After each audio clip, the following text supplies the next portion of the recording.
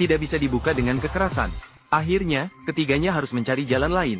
Namun, pada saat itu, ketiganya kembali disergap oleh penjaga penjara. Setelah berhasil lolos dari kejaran penjaga penjara, tapi menemukan bahwa Ah Wei telah tertembak.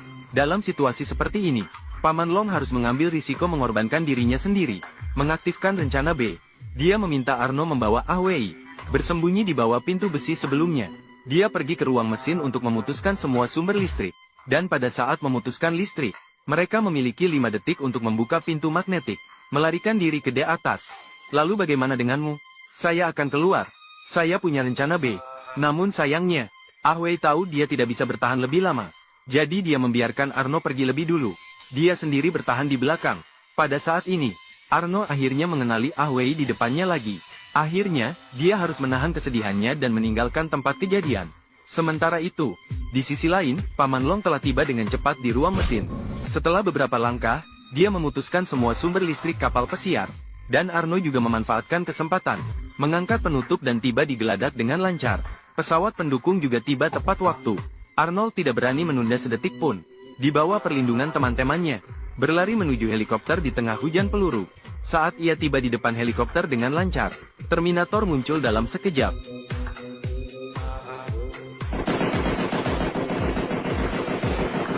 Namun melihat waktu sudah melewati batas.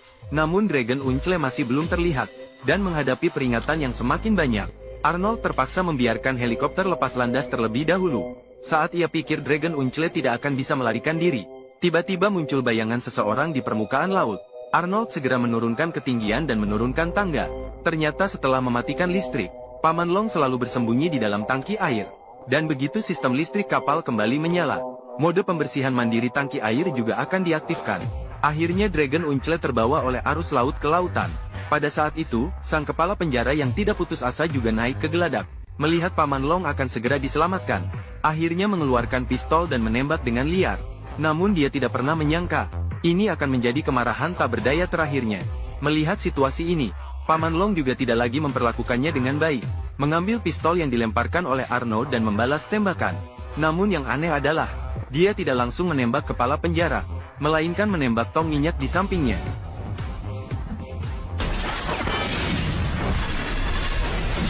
Saat sang kepala penjara berubah menjadi bola api, keduanya berhasil melarikan diri dari kuburan hidup mati ini.